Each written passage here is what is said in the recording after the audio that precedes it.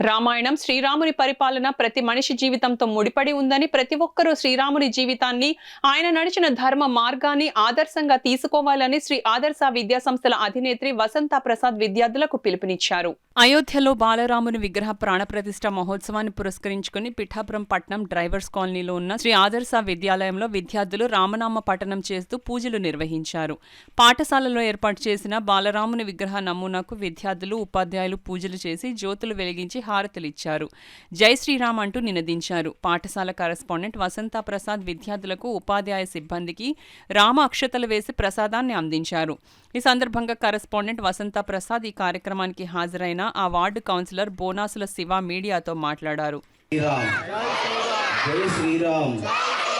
ముందుగా శివుడిని ఎందుకు చేశానంటే, శివుడికి ఇష్టమైన దేవుడు ఎవరంటే రాముడు. ఎందుకంటే తల్లిని, తండ్రిని, మొత్తం కుటుంబాన్ని అంత అద్భుతంగా చూసిన వ్యక్తి ఎవరంటే శ్రీరాముడు. అలాంటి రాముడిని శివుడు ఎంతో ప్రాణప్రదంగా ప్రేమించేవాడు. అయోధ్యలో ఈరోజు బాలరాముడు విగ్రహ ప్రతిష్టకు వెళ్ళాలన్నా నాకు దృక్పథం ఉండేది, కానీ అక్కడ జనాలకి వెళ్ళడానికి అంటున్నారు. కానీ ఇక్కడ చూస్తుంటే మేడం గారు, వసంత ప్రసాద్ గారు ఏర్పాటు చేసిన ఈ కార్యక్రమాన్ని మిమ్మల్ని చూస్తుంటే నాకు అయోధ్యలో ఉన్నట్టే అనిపిస్తుంది. అని నిజంగా నాకు జన్మధన్మైనట్టు అనిపిస్తుంది. ఈ యాజమాన్యం వసంత ప్రసాద్ గారికి, ఈ స్కూలు సిబ్బందికి, టీచర్స్కి, ఈ పిల్లలందరూ కూడా, ఈ బాలరాములు అందరూ కూడా నా కృతజ్ఞతలు. అర్థం ఏంటి? తల్లిదండ్రులని చూసుకుని, కుటుంబాన్ని చూసుకుని, దేశాన్ని చూసుకుని సమాజానికి మంచి పేరు వచ్చినట్టు. అలాగే మంచి తమ్ముడు అయ్యేటప్పుడు వీడు పెద్ద లక్ష్మణుడుగా అంటాం మనం. అవునా కదా? చెప్తారా చెప్పరా? అదే రామాయణంలో ఇంకా కూడా అంటాయన్నమాట. మనం ఎప్పుడు నిద్రపోతున్న వాళ్ళు ఏమంటాం? కుంభకర్ణుడు అంటాం. చూసారా?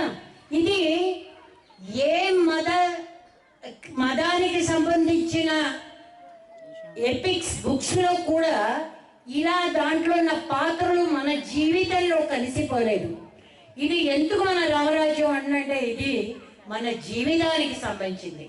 అందువల్ల అయోధ్యలో ప్రాణప్రతిష్ఠ జరిగే ఇదే సమయంలో మన శ్రీ ఆదర్శ పిల్లలు అందరూ బాగుండాలి, పిఠాపురం బాగుండాలి, సర్వే జన సుఖనో భవంతు అంటూ కోరుతూ మనం ఈ కార్యక్రమం నిర్వహిస్తున్నాం. కాబట్టి దీనికి విచ్చేసిన మీకు అందరికీ కూడా, విద్యార్థులకు, ఉపాధ్యాయులకు, విచ్చేసిన ప్రముఖులకు అందరికీ కూడా నా అభినందనలు, శుభాకాంక్షలు తెలుపుకుంటున్నాను.